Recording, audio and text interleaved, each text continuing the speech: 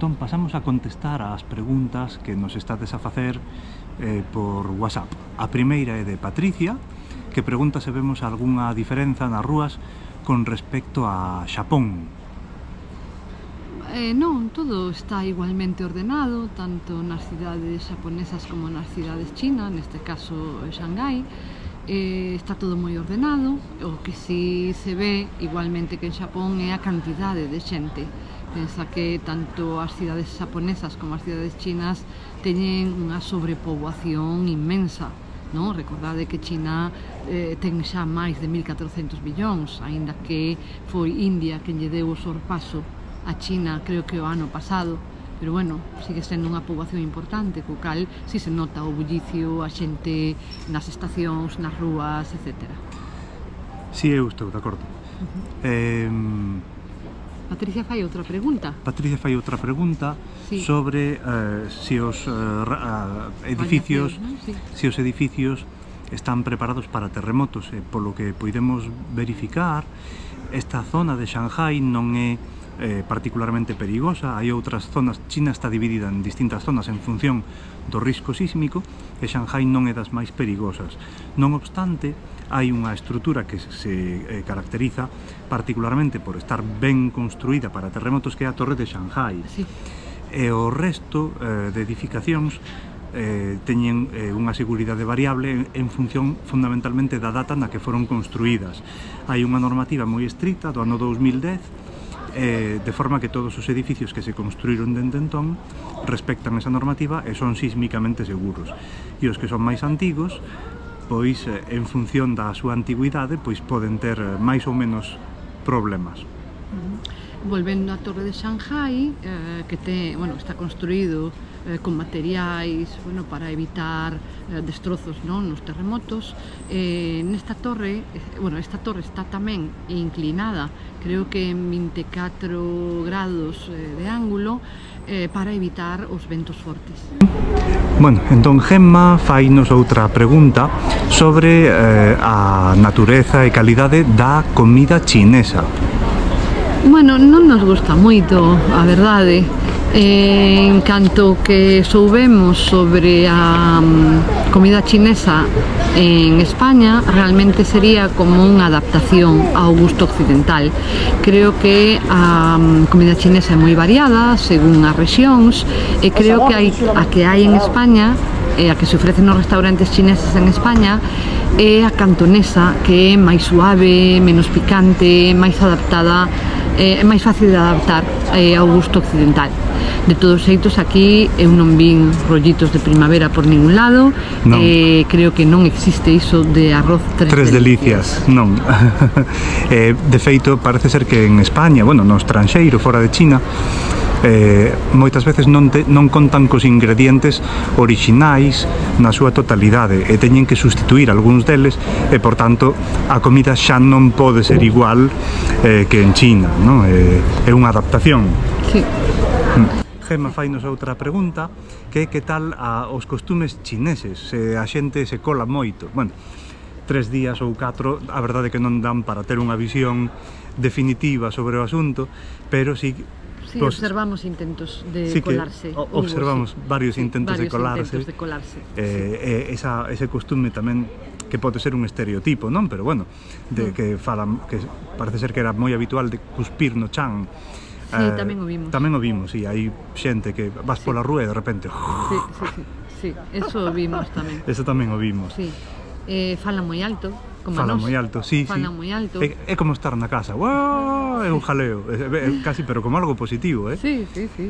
E despois tamén unha cousa que nos chamou moito a atención, verdade, é que onte vimos a unha nai zoupándolle cun pau no cu a un neno. A un fillo. Sí, a un fillo, estaba ali. Sí, estaba chorando o neno, non sei que quería, colleu como unha vara, deulle no cu, o neno seguía chorando, e deulle, e logo seguía chorando, entonces el calou porque sabía que iba a recibir máis. Pero o gracioso que parecía ser unha vara ad hoc, xa con esa función específica para zouparlle o neno. Era como un calzador de zapato xigante. Que ben lle viría. Que ben lle viría máis de un e máis de unha. Que ben lle viría, sí. Logo calou e todo continuou normal. Sí. Hai que importar esas técnicas avanzadas de educación nos centros educativos occidentais. Eso foi na rúa, Sí, foi na rúa, sí. Non o gravamos porque non cadrou. Xoel, finalmente, pregunta, o fillo de Gema, un dos máis novos fans. Sí, señor. Pregunta se visitamos a Torre a Perla. Non a visitamos, pasamos por diante. A Perla é unha torre de televisión, podes subir hasta determinada altura, creo que ten un restaurante xiratorio.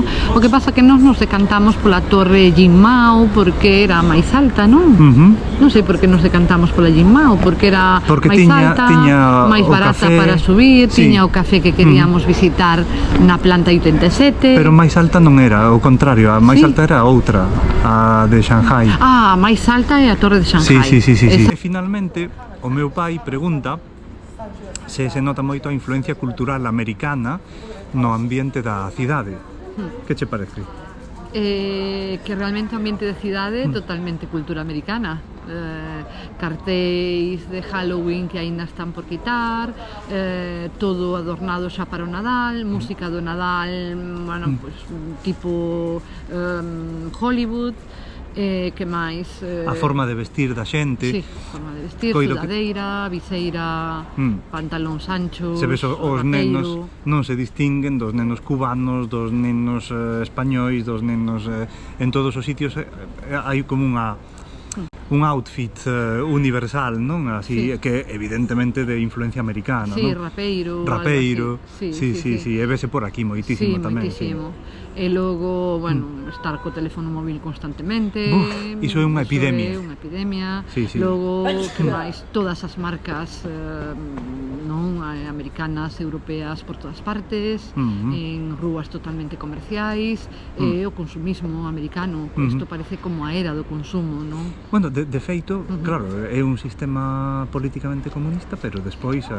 Pero é capitalista, non? Entón, pola rúa ves as tendas... É o que chaman a doble vía, non, María? Sí, doble vía. Unha doble vía. Eles lle chaman de mercado socialista, pero claro, iso de mercado e socialista parece, non, contrario, é como comunismo e consumismo, parece, non? Entonces, no poder, bueno, pois inamovible o Partido Comunista, e no económico, bueno, pois desde os anos 80, despois da morte de Mao, empezaron a abrirse ao exterior, entonces entrou pois toda a cultura norteamericana. Realmente non podemos disociar globalización de norteamericanización. Bueno, xa para rematar, Carmen Sarmiento pregúntanos como facemos coas maletas, porque hoxe mesmo marchamos para Australia, as Illas Cook, que como sabedes están no hemisferio sur, e por tanto ali é verán, e entón temos que levar unhas maletas moi ben preparadas, verdad? Foi un auténtico reto preparar as maletas. A min levoume unha tarde casi inteira a facer as maletas, entonces levamos cada un de nós unha maleta grande e unha maleta pequena que levamos no avión. Na maleta pequena é sempre as cousas básicas por si nos perden a maleta grande. Xa aprendimos a lección de algunha outra vez. Entonces, na maleta grande, eu polo menos teño agrupado por seccións. Seccións China, inverno, sección Australia, primavera, tal, e logo outra sección xa, bueno, pois de bikinis, bañadores, roupa de praia para as Islas Cook, que a ver si non nos chove demasiado. Sí. Esa é outra. É un clima tropical e, por tanto, húmido, e corremos o risco de que chova un pouco ou moito incluso. Como no Caribe, ¿no? Que sempre te atopas con choiva, pero tamén con moi altas temperaturas e que seca todo rapidamente. Tamén levamos un paraguas facturado.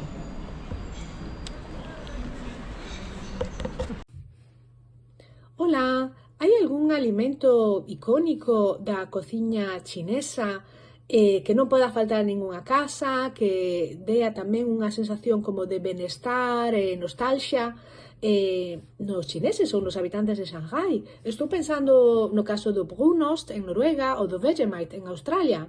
Bon, xa contaredes. Un saúdo! Bueno, e finalmente quedounos para a última hora a pregunta que nos formulaba Cris acerca dos ingredientes indispensables na cociña chinesa. Temos que dicir que quereríamos consultar o asunto máis detidamente co noso experto de cabeceira, Modesto Modi, que é o que verdadeiramente podería contestar con fundamento a esta pregunta, pero polo que nos estivemos consultando e polo que nos vimos en China, danos a sensación de que o ingrediente básico, aínda que pode parecer un estereotipo, facilmente adiviñable, pois é o arroz, evidentemente, non? Que é o produto estrela que acompaña, non todos, obviamente, pero si unha parte significativa de algúns dos pratos máis salientables da cociña chinesa. Dicimos isto con precaución, á espera do que nos diga Modesto e a súa moza chinesa Alba, vale? Así que nada, unha aperta moi forte, vémonos moi pronto, Cris.